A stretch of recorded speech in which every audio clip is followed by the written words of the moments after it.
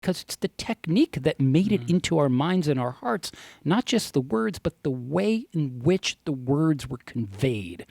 And we've lost that. It just doesn't appear on social media simply because you don't have the same context when you're reading a text or an email.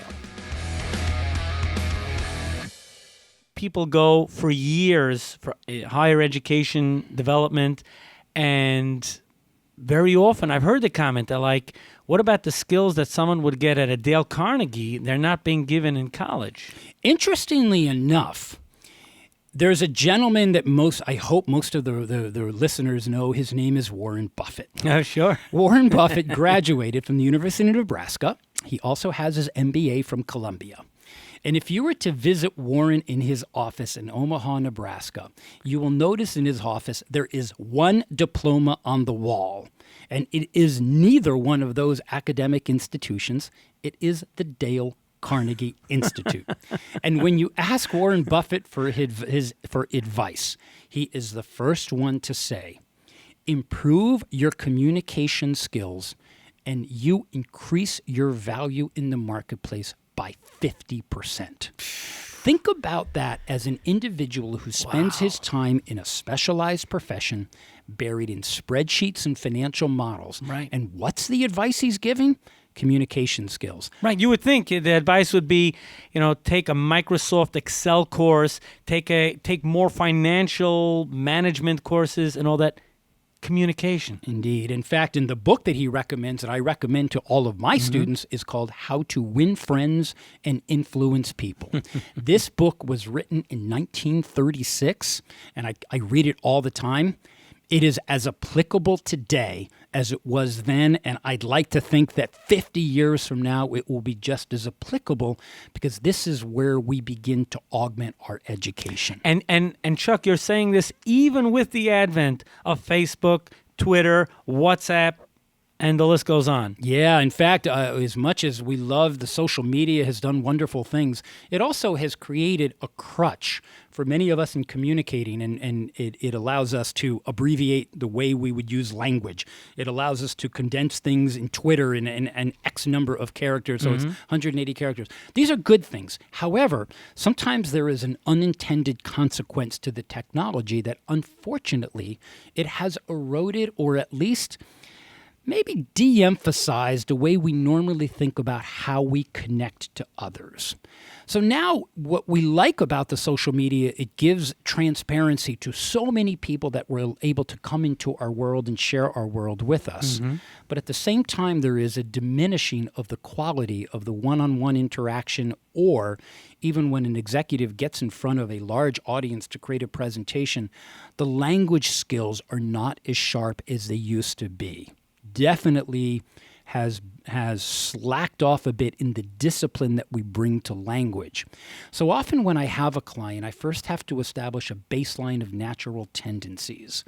And what often happens for someone that I'm trying to help become a better communicator, their language, unfortunately, is filled with what we call verbal crutches or filler words, like, so, it's kind of, it's sort of. And these are unnecessary words. They are inefficient, and they don't have any meaning, because often there is an alternative to saying or it's not saying anything. Having a little bit of radio silence, which we don't like on the radio, but when we're interacting with people, or when you hear a comedian setting up a joke ready for the punchline, they don't say, like in between the setup and the punchline. They take a little bit of time, they pause, and then they hit you with the punchline, because it's the technique that made it into our minds and our hearts, not just the words, but the way in which the words were conveyed. And we've lost that. It just doesn't appear on social media simply because you don't have the same context when you're reading a text or an email. Perhaps you could share a great technique on writing a good email or communication through email. Yeah, email's a really good one, Yitzchok, because unfortunately I get a lot of emails that begin with the word so. That is never. So let's first establish what is not a good way to write an email. And putting in the word so, is not only does it not have any meaning, it's a distraction. Emails are meant to be clear and concise and should be with respect to the length, just short enough to convey the message so that one will not accuse you of being verbose. But I think the toughest part of the emails is emails are often written in paragraph form. And many people read their emails on a phone. Right. And it's very difficult to read in paragraph form. So number one that I would recommend is if you are going to write an email that is more than 5 sentences, bullet them. So create in the mind and in the eyes of the reader a way to segment each of the points, right? So it just makes it a lot easier to follow. Second thing is once you have decided on the elimination of the filler words, one, the subject line, some people don't have any because some people may get so many, sometimes they're just going to look at the subject line to determine the triage of what it is I'm going to read. Right.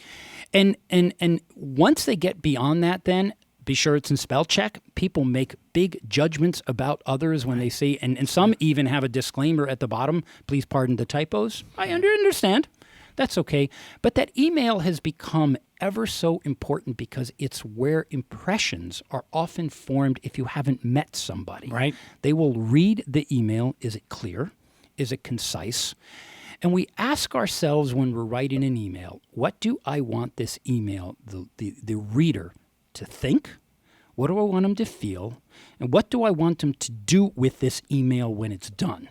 So once again, a great point. You're saying when someone sets out and writes that email, be cognizant of what you want the other person to take. What's the action step, or what emotions do you want to bring out from them? Correct. Have that in mind as you're drafting the email. That's right. And even if it is void of emotion because it's something very, what would you like for lunch? Right. But always, even when we're communicating, whether it's written or whether it's spoken word, what's the call to action? What do you want me to do with this?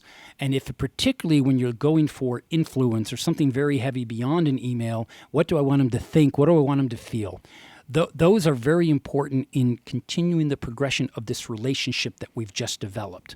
What do I want you to do? I want you to buy me a Coca-Cola. Okay, so maybe it's something as plain and simple as that, but people are so busy and in such a hurry, they want to be guided as toward, okay, so what do you want me to do with this? I'm not clear. So every email should be bulleted, clear, concise, and contain an action plan. But I think that Yitzchok applies to anything that we do, email or otherwise. I love the honor of interviewing C-level executives and sharing their great advice and perspective on Mind Your Business. I'd love to get your feedback. Post it in the comments below and subscribe. You'll never miss an edition of Mind Your Business.